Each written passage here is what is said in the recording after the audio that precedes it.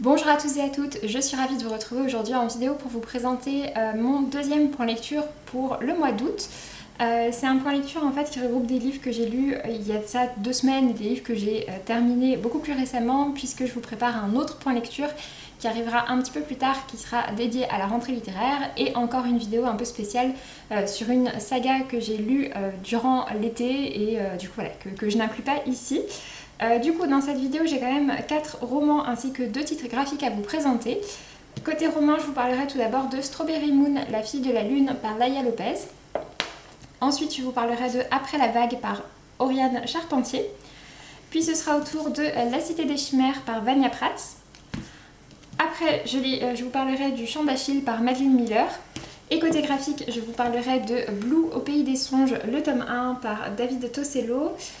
Non, pardon, David et Tosello, je ne sais pas si c'est 2 personnes différentes. Je vous parlerai également du second tome du manga Le chat aux 7 vies. Et du coup, vous allez voir dans cette vidéo, il y a du très très bon et également de la déception. Donc voilà, comme ça, il y a de tout.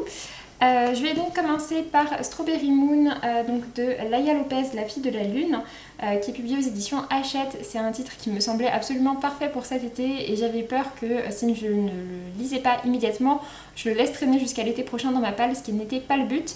Donc voilà, c'est pour ça que je me suis lancée dedans sans trop traîner.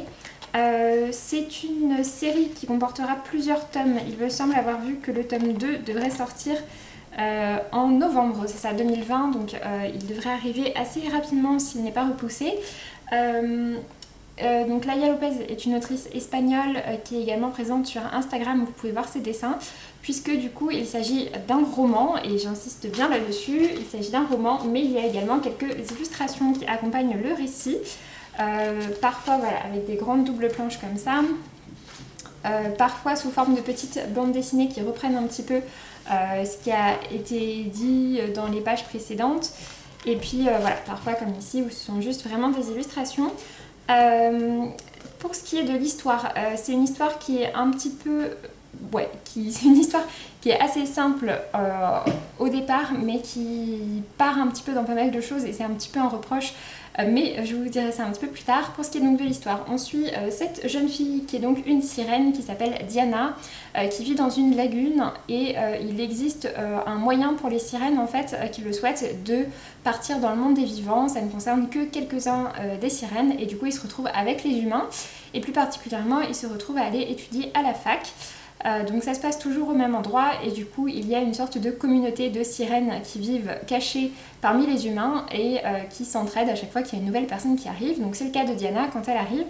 Elle rejoint du coup une bande de 4 personnes je crois qui sont des sirènes et qui habitent sur le campus et qui vont un petit peu l'aider à s'intégrer dans sa vie puisqu'elle ne doit absolument pas montrer, personne ne doit être au courant de l'existence des sirènes.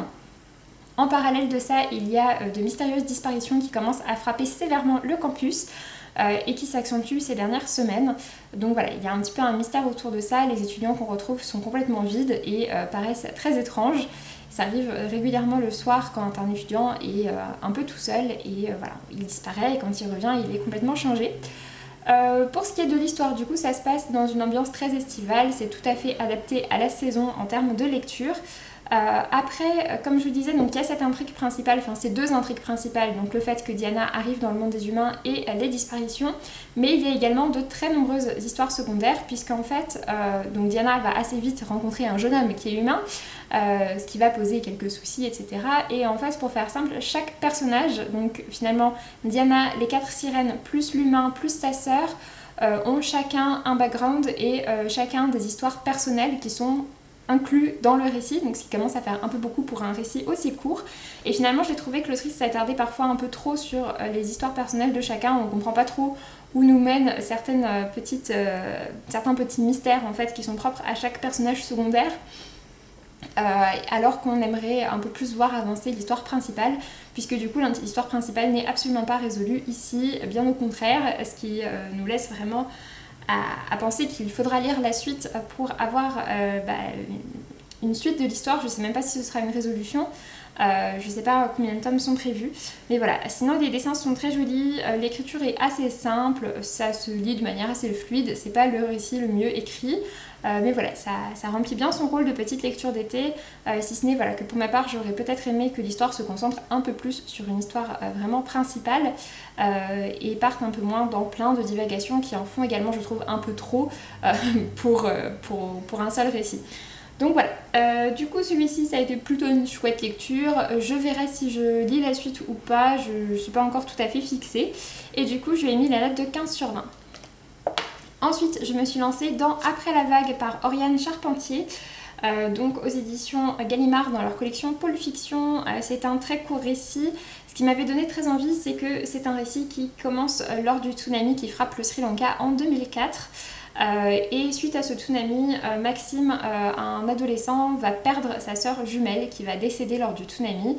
Et du coup c'est un récit qui parle vraiment de reconstruction. C'est un récit qui parle finalement très peu du tsunami, c'est vraiment là juste au tout début, dans un récit aussi court, ça prend vraiment très peu de pages. Et ensuite tout le reste se passe en France lorsque la famille rentre à la maison et qu'ils doivent faire le deuil de cette sœur, de cette fille, et donc on suit tout ça du point de vue de Maxime. Malheureusement c'est un récit qui m'a pas énormément plu pour un aspect principal. Bon, le récit est assez court et il y a certains éléments que j'ai trouvé un peu exagérés, mais ça c'est pas ce qui m'a le plus dérangé. Ce qui m'a le plus dérangé c'est vraiment l'attitude et le caractère de Maxime que j'ai trouvé absolument insupportable et détestable dans les premières pages.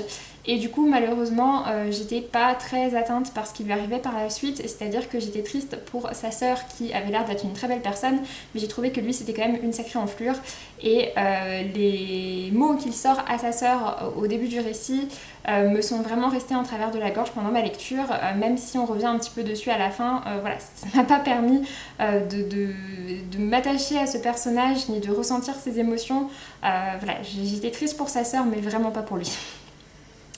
Donc voilà, et finalement ouais, dans un personnage qui est aussi détestable au début, dans aussi peu de pages, puisque le récit fait je crois 140 pages, voilà, et c'est écrit vraiment très gros, finalement j'ai pas eu le temps de refaire mon avis sur lui et de changer ma perception de ce personnage.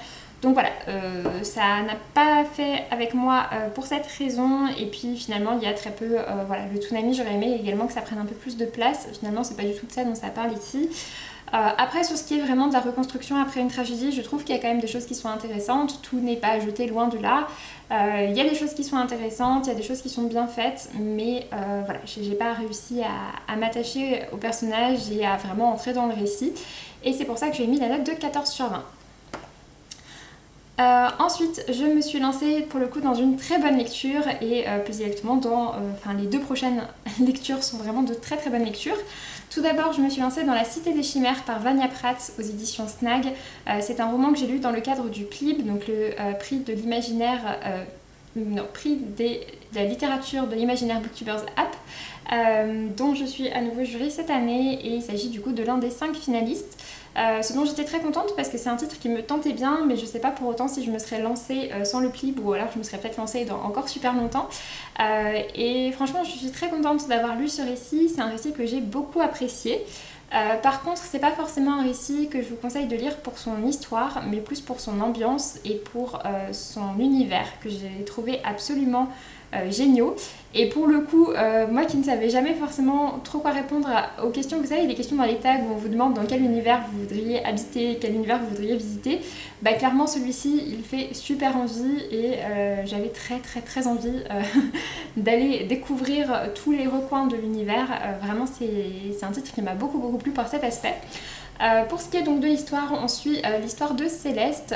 Céleste est une jeune fille qui vit avec sa famille dans un univers un peu particulier. On comprend en fait qu'il s'est passé quelque chose, donc on est plutôt dans un titre post-apocalyptique. Il s'est passé quelque chose après notre univers, je sais plus comment ils ont appelé ça, je sais pas s'il y a un nom, si c'est une grande destruction, quelque chose comme ça, enfin bref, il y a eu quelque chose qui s'est passé de très important, Et suite à ça, l'univers a vraiment régressé, donc on est revenu à quelque chose de beaucoup plus ancien, et il a également beaucoup changé, et c'est pour ça qu'on est ici sur un univers vraiment de fantasy. Mais pour autant, il y a des petites traces de l'ancien monde, donc qui serait plus notre monde tel qu'on le connaît nous. Il y a des petites traces qui émergent parfois, et beaucoup de personnes en fait sont très attachées à l'ancien monde, essayent de collecter tout ce qui peut y avoir attrait, et notamment pas mal d'objets. La famille de Céleste justement fait le commerce de ces objets qui datent de l'ancien monde. Voilà. Et donc dans ce monde-là maintenant, il y a plusieurs castes qui ont été créées il y a quelques années de ça. La plupart des personnes ne vivent pas dans les castes, mais certaines personnes y vivent. Parmi ces castes, on trouve des gardiens, on trouve, je sais plus comment ils s'appellent, si c'est je crois pas que ce soit des lecteurs, mais je sais plus exactement comment ils appellent ça, les érudits peut-être, des alchimistes, etc. Enfin, eux font vraiment en gros partie de l'élite. Ce sont des personnes qui ont un chi, qui ont donc une espèce de force, une magie en quelque sorte qui sommeille en eux. Et puis toutes les autres personnes vivent dans la ville en périphérie de Septentria, Septentria étant donc l'endroit où se réunissent toutes ces personnes. Céleste a été retirée de l'école assez tôt pour aider sa famille, et du coup son chi ne s'est pas développé, on a tout simplement supposé qu'elle n'en avait pas. Elle va faire un jour la rencontre d'une fameuse contrebandière qui va découvrir que Céleste possède un chi puisqu'elle est érudite, et donc qu'elle peut immerger complètement dans les livres. C'est-à-dire que quand elle lit un livre, elle n'est pas juste plongée dans l'histoire comme nous, mais elle est littéralement plongée dans l'histoire, dans le récit, dans l'univers. Et du coup, les érudits sont très appréciés à Septentria puisqu'ils permettent de lire, leur rôle en gros c'est de lire les anciens livres qui datent de l'ancien monde, et du coup de rapporter le maximum d'informations dessus pour collecter cette espèce de... pour satisfaire en gros l'espèce de soif de savoir sur l'ancien monde qu'il existe à Septentria et dans les alentours. Du coup voilà, Céleste se retrouve embarquée là-dedans, donc nous on va la découvrir, on va la suivre dans ce complet changement de vie quand elle arrive à Septentria, qu'elle découvre qu'elle est une érudite, qu'elle commence à se plonger dans les premiers livres. Et en parallèle de ça, donc la fameuse contrebandière Kalissa n'est pas très loin de tout ça, et Kalissa a une grande mission qu'on va également suivre en parallèle. Cette mission de Kalissa, c'est un petit peu le côté vraiment histoire qu'il existe. C'est la partie un peu histoire prenante. Pour autant, c'est quelque chose qu'on ne suit pas en continu puisqu'on alterne les points de vue. Donc voilà, c'est une histoire qui est assez lente, mais sinon on est vraiment sur une histoire de complot et d'intrigue et de toute une caste qui a été complètement cachée aux yeux de tout le monde. Du côté de Céleste, on suit vraiment son intégration dans sa guilde d'érudits et les différentes choses qu'elle va découvrir justement sur les érudits, mais aussi sur les autres castes. Les différents secrets qu'elle va réussir à trouver sur Septentria.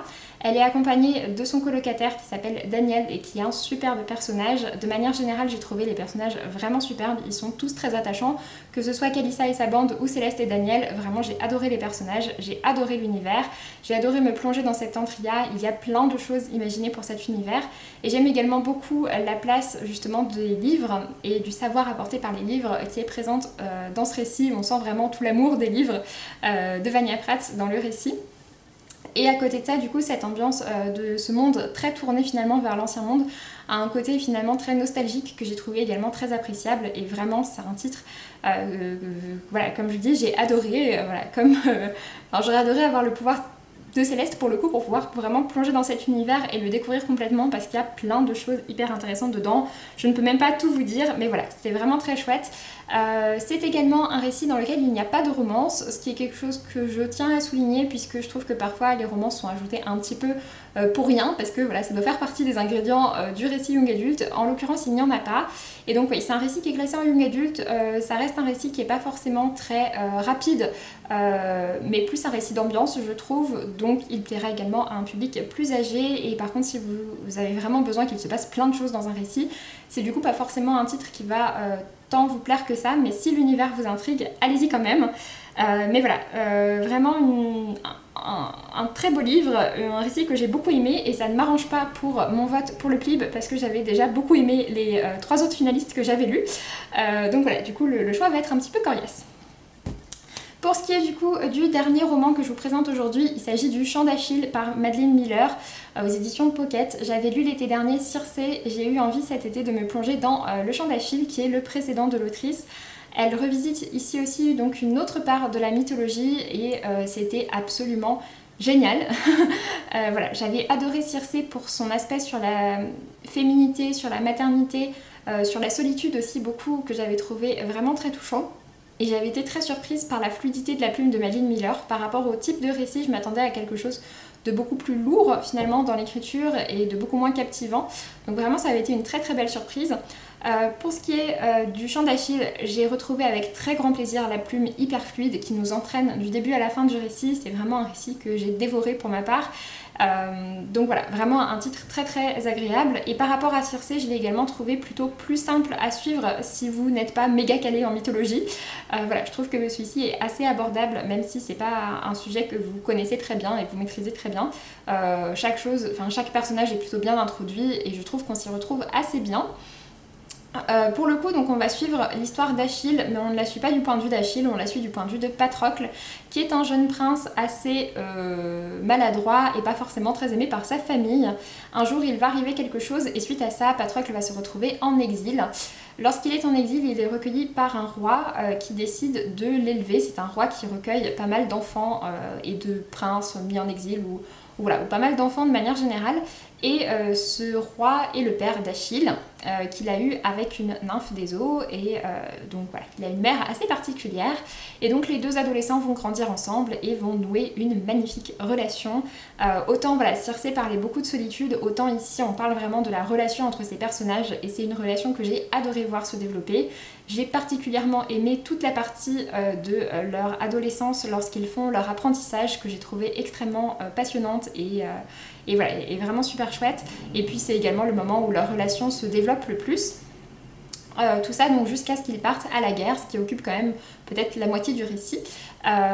Donc lorsqu'ils se retrouvent à la guerre de Troie, il se passe à ce moment-là beaucoup de choses. Il y a toute une prophétie autour d'Achille qui doit devenir le plus grand guerrier de tous les temps, le plus grand guerrier que la Grèce ait connu.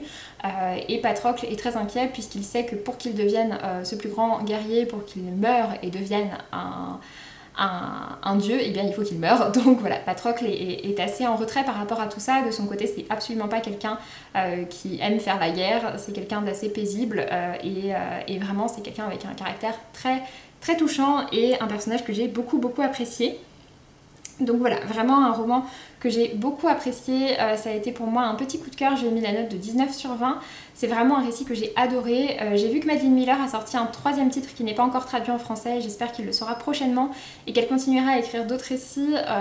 J'aimerais beaucoup continuer à découvrir d'autres aspects de la mythologie avec elle, mais également, voilà, j'aimerais aussi beaucoup la suivre dans d'autres récits, puisque vraiment je trouve que c'est une plume hyper fluide, hyper immersive, avec des thèmes qui sont très forts à chaque fois à l'intérieur de ce récit, et c'est vraiment super chouette. Pour ceux qui aiment les récits orientés LGBT, c'est également un titre qui vous plaira, puisque voilà, la relation entre Patrocle et Achille est vraiment très belle et se confronte, bien qu'elle soit à une autre époque, se confronte quand même à certaines difficultés du fait que ce soit deux hommes, et c'est quelque chose que j'ai également beaucoup apprécié dans ce récit. Donc voilà, vous l'aurez compris, une belle réussite ici et un titre que je vous recommande très grandement. J'ai vraiment dévoré les 450 pages du récit. Je vais donc passer maintenant au côté graphique et on repart malheureusement sur une déception avec Blue au pays des songes par Davide Tosello. Donc ce tome 1 s'appelle La forêt envahissante et c'est aux éditions Vent d'Ouest. J'avais été intriguée par cette couverture et par les dessins que je trouvais assez particuliers mais plutôt intéressants. C'est un récit que j'ai malheureusement donc pas trop apprécié. Voilà, pour vous montrer d'autres planches. C'est un récit que j'ai pas forcément apprécié, j'ai trouvé que les dessins étaient plutôt originaux et intéressants, mais j'ai trouvé que l'histoire était vraiment trop brouillonne, que c'était trop flou, que ça allait trop vite et que c'était un peu... Enfin, c'était assez étrange, ce qui n'est pas forcément un point négatif, mais là c'est étrange et on ne sait rien et du coup voilà, c'était un peu trop flou pour moi. Pour ce qui est du coup de l'histoire, ça va être un peu compliqué. On suit l'histoire de Blue qui est une jeune fille avec des capacités un peu particulières qui va découvrir une espèce de sphère. Et je crois que sa mère a disparu ou quelque chose comme ça. Et du coup elle va devoir sauver, en gros elle se lance dans une espèce de quête parce qu'elle pense que ça va l'aider à sauver sa mère. ce qui n'est pas forcément gagné, hein, et voilà, elle se lance finalement là-dedans, ça l'entraîne dans tout un monde très onirique et très particulier, dans lequel ça se fait justement un grand rôle. Elle rencontre également des personnages en route, c'est très particulier. Je suis pas sûre de lire la suite, le tome 2 sort en septembre, donc là tout prochainement. Je suis pas sûre de le lire, je le lirai si je le trouve par exemple en médiathèque, mais sinon je ne pense pas me le procurer. Et du coup, oui, je lui ai mis la note de 13 sur 20, j'ai pas grand chose à vous en dire de plus, c'est un récit qui est vraiment assez particulier et pas très simple ni à résumer ni à comprendre, voilà. Et ensuite, j'ai donc lu le second tome du manga Le chat aux 7 vies, c'est aux éditions Glénat. Ce qui m'avait attiré dans ce récit, c'est bon, que ça parle de chat, mais aussi que les dessins sont très mignons. On est sur un récit en 3 tomes, donc les 2 premiers tomes sont déjà sortis et le tome 3 arrive pour le 2 septembre, donc pareil, pour la semaine prochaine. On est sur un titre vraiment tout mignon, j'ai essayé de trouver des jolis dessins avec les chats. Hop. Ouais, on est donc du coup sur des dessins assez simples dans lesquels en fait on suit le quotidien de chats errants et plus particulièrement de ce chat qui a pour le coup un collier avec une clochette, sauf qu'il fait partie des chats errants, il ne se souvient plus trop comment il est arrivé là. Et on va suivre en parallèle l'histoire d'une jeune femme qui vient de reprendre des bains qui appartenait à la famille de son conjoint qui est décédé. Et on va découvrir du coup le lien entre ce chat et cette humaine. C'est quelque chose qu'on découvre petit à petit dans le tome 1 et qui se développe ici dans le tome 2. Et on suit également l'histoire d'un autre chat, donc Machi, qui est en quelque sorte le meilleur ami de Nanao, qui est un autre chat errant, et on suit également son histoire à lui et son histoire avec les humains. C'est un récit qui est vraiment touchant, c'est un titre qui parle également de deuil et qui parle également des chats, du rôle des chats et de ce qu'on peut faire pour éviter les chats errants. On sent que l'auteur est très engagé là-dedans, il y a des petites notes à la fin, une double page qui parle justement voilà, des chats errants, de ce qu'on peut faire pour, des différentes actions qui sont menées dans certains quartiers du Japon pour essayer d'aider finalement les chats tout en réglant ce problème des chats errants qui sont très très nombreux. Donc voilà, c'est vraiment chouette. Par contre, je me souviens que le premier tome m'avait davantage touché que ce tome 2, que j'ai lu en le trouvant très mignon, mais qui m'a pas plus fait ressentir d'émotion que ça. Comme la série se termine en 3 tomes, je lirai ce 3e tome pour conclure la série, mais voilà, sinon c'est un titre que j'ai bien apprécié pour ce tome 2 et auquel j'ai mis la note de 16 sur 20. Sur ce, j'en ai donc fini avec ce point lecture, j'espère que ça vous aura plu, j'espère que je vous aurai donné envie de découvrir certains de ces titres, notamment forcément La Cité des Chimères et Le Chant d'Achille, qui sont 2 récits que j'ai beaucoup appréciés. N'hésitez pas à me dire si vous en avez lu certains, si je vous ai donné envie, et puis pour ma part je vous laisse, je vous dis à très bientôt pour une prochaine vidéo. Salut!